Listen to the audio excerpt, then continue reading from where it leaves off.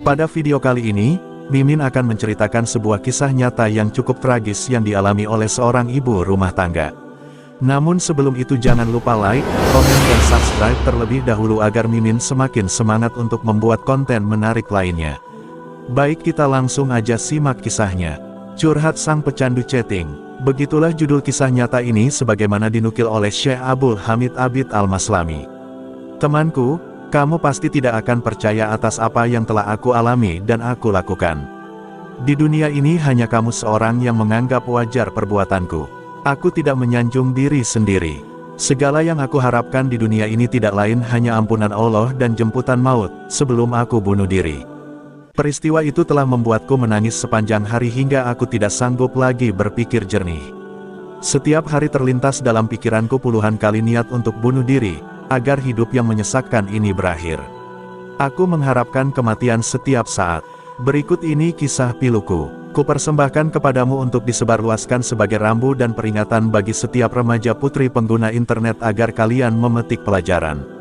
Aku memiliki seorang teman. Suatu hari dia mengundangku ke rumahnya. Ternyata dia termasuk orang yang sering menggunakan internet. Kebetulan, aku sangat ingin mengenal barang baru itu. Dia mengajariku cara menggunakan internet dan segala hal tentangnya hampir selama 2 bulan, dihitung dari pertama kali ke rumahnya. Darinya aku mengenal chatting dengan beragam bentuknya. Aku juga belajar cara browsing dan melacak berbagai situs, mulai dari yang terbaik hingga yang terburuk selama 2 bulan itu. Singkat cerita, aku bertengkar dengan suami agar dia mau memasang jaringan internet di rumah. Pertengkaran mencapai klimaks, sampai aku mengatakan kepadanya bahwa aku merasa sangat bosan dengan hidup ini. Aku berdalih bahwa seluruh sahabatku telah menggunakan internet, lalu kenapa aku tidak menggunakan perangkat ini dan berkomunikasi dengan mereka lewat internet. Internet lebih murah daripada pulsa telepon dan tidak merepotkan. Akhirnya, suamiku menyetujui permintaanku, karena kasihan kepadaku. Terbukti, setelah itu, sikapku kembali seperti sedia kala. Aku berkomunikasi dengan teman-temanku seperti biasa. Suamiku tidak lagi mendengar rengekan dan berbagai tuntutanku. Aku tahu, sekarang dia bebas dari desakan dan rengekanku. Setiap kali dia keluar rumah, seperti orang gila aku langsung nongkrong di depan internet. Dengan perasaan senang yang meluap aku duduk dan menghabiskan waktu berjam-jam bersama internet. Selama beberapa hari itu, aku menjalin hubungan di internet bersama sejumlah orang dengan nama samaran. Aku tidak tahu, nama itu untuk laki-laki atau perempuan. Aku chatting dengan siapa saja. Hingga akhirnya aku tahu, ternyata orang yang kerap chatting denganku adalah seorang pria. Aku lalu meminta bantuannya untuk mengajarkanku komputer dan internet. Aku belajar banyak darinya, karena dia mempunyai wawasan yang luas dalam bidang internet. Lewat chatting aku selalu menyapanya dan membincangkan banyak hal hingga aku akrab dengannya. Aku menyukai ucapan dan guyonannya. Dia sangat menyenangkan. Kian hari hubunganku dengannya kian akrab. Hubungan ini terjalin kira-kira selama 3 bulan. Antara aku dan dia telah terjadi banyak hal. Aku tergoda oleh kata-katanya yang manis dan penuh cinta kasih. Terkadang ucapannya tidak sampai seindah itu, tapi setan membuatnya indah di mataku. Suatu saat pria misterius itu memintaku untuk memperdengarkan suaraku. Dia terus merayuku. Dia mengancam akan meninggalkanku dan mengabaikanku pada forum chatting jika aku tidak memenuhi permintaannya. Aku berusaha melawan sekuat mungkin permintaannya, tapi aku tidak sanggup. Aku tidak tahu mengapa. Aku pun terpaksa mengiyakan dengan satu syarat, yaitu percakapan cukup 1 kali. Dia menyetujuinya. Kami lalu sepakat untuk menggunakan perangkat audio. Meskipun suara yang dihasilkan dari perangkat tersebut tidak begitu bagus, tapi suaranya terdengar sangat indah dan ucapannya begitu manis. Aku bergetar mendengar suaranya. Dia meminta nomor teleponku, sementara dia memberi nomor teleponnya padaku. Tetapi untuk soal ini aku ragu, dan aku tidak berani berbicara terlalu lama. Aku tahu setan yang terkutuk sedang menggodaku dan menyerang kesucian, agama, dan akhlak yang aku miliki, tetapi aku kalah. Pada hari yang lain pun aku tergoda untuk berbicara dengannya lewat telepon. Dari sini hidupku mulai menyimpang. Aku mengalami erosi iman yang parah. Kami layaknya raksasa di dunia chatting. Semuanya seolah mendekat pada kami dan celaka bagi orang yang memusuhi atau mengecam kami. Kami seperti satu tubuh.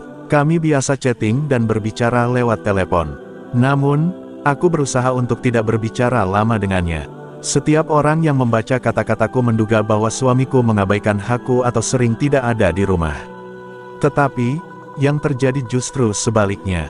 Sepulang kerja, suamiku sangat jarang main ke rumah temannya. Itu semua dilakukan demi aku. Seiring berjalannya waktu dan setelah aku kecanduan internet, setiap hari aku bisa menghabiskan waktu 8-12 jam. Aku jadi muak kalau terlalu sering melihatnya di rumah. Hubunganku dengan teman chattingku mulai berkembang. Setelah temanku yang pria itu mendengar suaraku dan sedang bete, dia minta bertemu denganku. Namun, aku tidak begitu memedulikannya, tidak pula berusaha memutus hubunganku dengannya. Aku justru mengecam keinginannya, meskipun kadang kerinduanku untuk bertemu dengannya lebih besar. Tapi, aku melakukan itu tidak lain karena takut dicemooh, bukan karena Allah. Semakin hari permintaannya semakin gencar. Dia hanya ingin melihatku, tidak lebih dari itu. Akhirnya, aku mengabulkan permintaannya, dengan syarat permintaannya itu adalah yang pertama sekaligus yang terakhir, dan kami hanya saling melihat tanpa berbicara sepatah kata pun. Aku yakin dia tidak percaya kalau aku telah merespons keinginannya, karena hampir saja dia putus asa. Aku melihat kebahagiaan sedang membanjiri batinnya. Dia orang yang khawatir jika aku tertimpa sesuatu yang tidak diinginkan, dan dia berharap menjadi benteng pelindungku. Aku tidak mendapati sesuatu yang tidak aku sukai pada dirinya. Dia juga pasti memenuhi semua persyaratan, dan berjanji hanya akan memandang satu kali, tidak lebih. Ya, aku pun benar-benar meresponsnya. Selanjutnya, kami berdua setan yang ketiga berjanji akan bertemu di sebuah mall, di salah satu outlet, pada jam dan menit yang telah kami sepakati. Pada waktu yang telah ditentukan, akhirnya dia melihatku dan aku pun melihatnya, meskipun aku berharap sebaliknya. Dia sangat tampan, tubuhnya, tingginya, dan segalanya membuatku kagum. Sungguh, dia membuatku takjub dalam waktu yang amat singkat, tidak lebih dari 1 menit. Dari sudut pandangnya, dia tidak percaya kalau selama ini dia berhubungan dengan seorang wanita secantik diriku. Jelas, aku telah menawan dia dengan kecantikanku. Dia mencintaiku setengah mati. Dia berkata kepadaku bahwa dia akan bunuh diri jika kehilanganku. Aku merasa menjadi wanita sempurna. Aku hanya sebatas lewat chatting saja. Dia tidak mempercayai pengakuanku. Katanya, aku tidak mungkin sudah bersuami dan mempunyai anak. Dia menyanjungku, engkau bagai putri yang harus dilindungi. Engkau bagai peri yang tidak pernah digauli. Aku terlena oleh pujiannya. Aku berkhayal diriku berada dalam dekapannya. Apa yang akan terjadi denganku kemudian? Mendadak aku membenci suamiku yang telah membanting tulang demi memenuhi tuntutanku serta membahagiakanku dan anak-anak. Selanjutnya, aku mulai merasa gila jika sehari atau 2 hari teman priaku tidak ada, atau jika aku tidak melihatnya di forum chatting. Aku cemburu jika dia chatting dengan selainku atau orang lain mengajak chatting dengannya. Kepalaku pening jika dia tidak muncul di forum chatting. Aku tidak tahu apa yang sedang menimpaku. Hanya saja, aku selalu menginginkan dia lebih dan lebih. Pria itu merasakan apa yang sedang kualami. Dia tahu bagaimana cara menggodaku agar dia bisa bertemu denganku kembali. Setiap hari dia memohon padaku agar bisa bertemu lagi. Aku menegaskan bahwa aku sudah bersuami. Dia merajuk. Dia mengatakan, apa yang mungkin kita lakukan? Apakah kita akan tetap seperti ini sampai kita mati merana? Apakah masuk akal kita saling mencintai, namun kita tidak bisa berdekatan? Pasti ada cara untuk menyatukan kita. Kita harus berada dalam satu atap. Dia menempuh segala cara supaya permintaannya dipenuhi, sedang aku menolak dan terus menolaknya. Hingga pada suatu hari, dia mengajakku nikah. Tentu suamiku harus menceraikanku sebelum pria itu menikahiku. Dia katakan, jika aku menolaknya, dia akan mati atau akan gila atau akan membunuh suamiku. Sebenarnya, meskipun aku sangat takut, aku merasakan dalam diriku ada sesuatu yang mendekatkanku padanya. Pikiran itu seakan membiusku. Setiap kali dia berbicara denganku, seolah seluruh anggota tubuhku bergetar dan gerigiku gemertak, hawa dingin seakan merasuki tubuhku. Aku menjadi sangat bingung dengan semua ini. Ketika itu aku melihat diriku bagai tawanan suamiku. Cintaku padanya bukan cinta sebenarnya. Aku mulai membencinya. Sungguh, aku sudah melupakan diri dan anak-anakku. Aku muak dengan pernikahan dan kehidupanku. Seakan-akan di semesta ini hanya aku seorang diri yang hidup dan mengenal makna cinta. Ketika pria itu percaya dan yakin dengan rasa cintaku kepadanya serta pengaruhnya terhadap diriku dan perasaanku, dia menyarankan agar aku membuat masalah dengan suamiku, dan memperuncingnya sampai dia mau menceraikanku.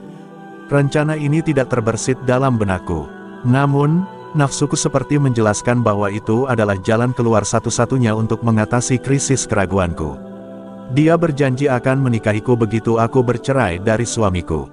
Dia akan menjadi segalanya untuk hidupku dan membahagiakanku seumur hidupku. Bagiku, saran ini tidak mudah dilaksanakan. Tetapi, ide konyol ini sangat menarik perhatianku.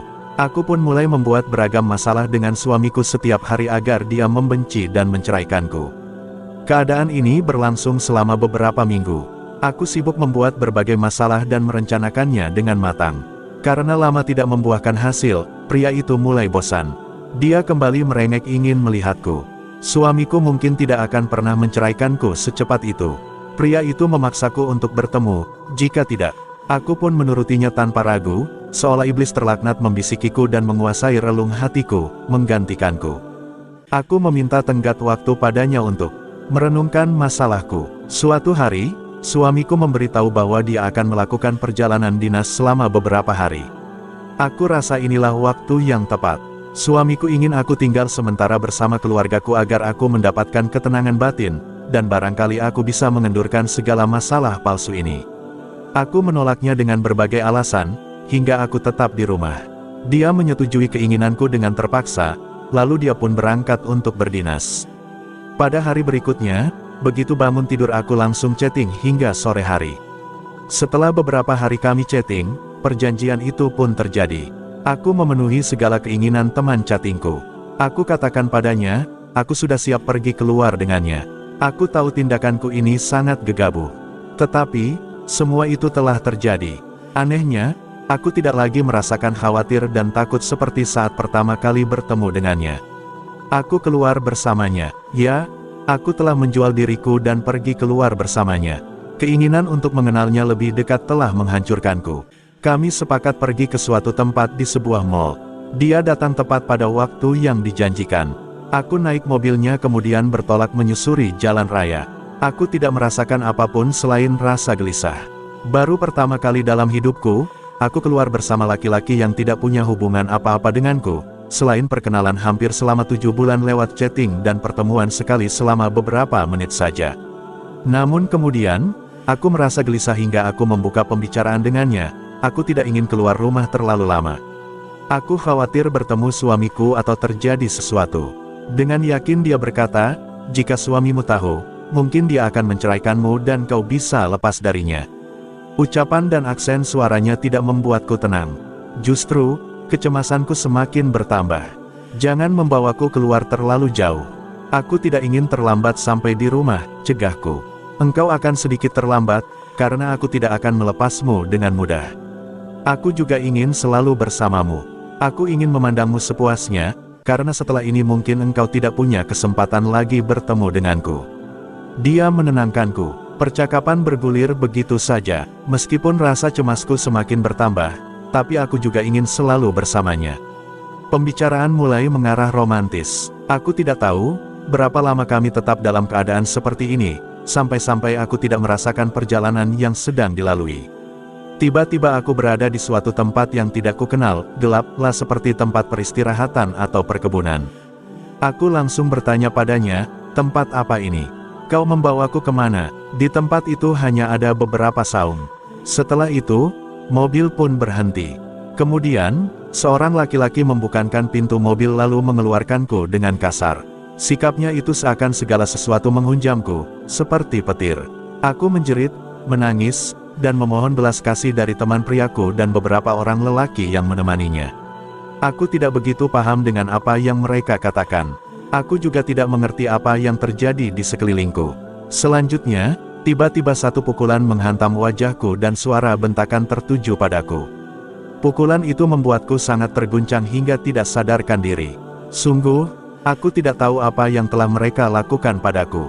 Aku tidak tahu siapa mereka, juga tidak tahu berapa jumlah mereka. Aku hanya melihat 2 orang. Semuanya berjalan begitu cepat seperti kilat. Aku benar-benar tidak merasakan diriku.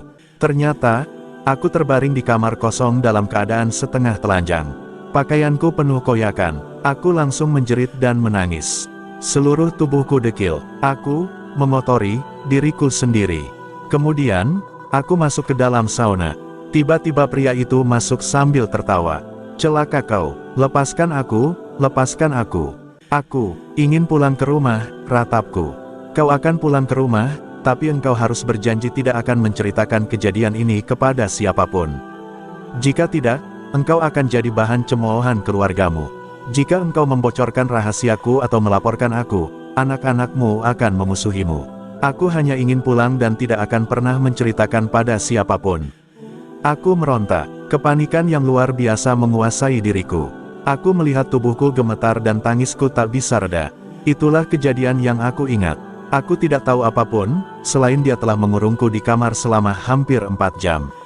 Pria itu menutup mataku, lalu orang-orang membawaku ke mobil. Selanjutnya, tubuhku dicampakkan begitu saja di dekat rumahku. Tidak ada orang yang melihatku dalam kondisi seperti itu. Aku segera masuk rumah. Aku tetap menangis dan menangis sampai air mataku kering. Aku baru sadar, ternyata mereka telah menculikku, dan aku mengalami pendarahan rahim. Aku belum percaya dengan kejadian yang baru saja terjadi. Setelah itu, aku mengurung diri di kamar, tidak melihat anak-anakku, juga tidak makan sesuap nasi pun. Alangkah celaka diriku. Aku mengantarkan diriku sendiri dalam kehancuran. Setelah kejadian ini, bagaimana kondisiku nanti? Aku membenci diriku dan berusaha bunuh diri. Aku takut dicemooh dan takut menghadapi reaksi suamiku. Aku benar-benar trauma. Jangan tanya soal anak-anakku. Setelah kejadian ini, aku tidak mampu mengenal mereka atau merasakan keberadaan mereka. Begitu juga dengan orang di sekelilingku, bahkan sampai suamiku pulang dinas. Ketika itu, dia merasakan ada perubahan besar yang tidak diketahui sebelumnya. Kondisiku memburuk hingga dia terpaksa membawaku ke rumah sakit. Alhamdulillah, para dokter tidak memeriksa kondisiku secara total dan ayah anak-anakku. Aku sama sekali tidak berhak hidup bersama orang-orang mulia. Semua yang aku alami ini karena ulahku sendiri dan akibat chatting. Aku telah menggali kuburku sendiri.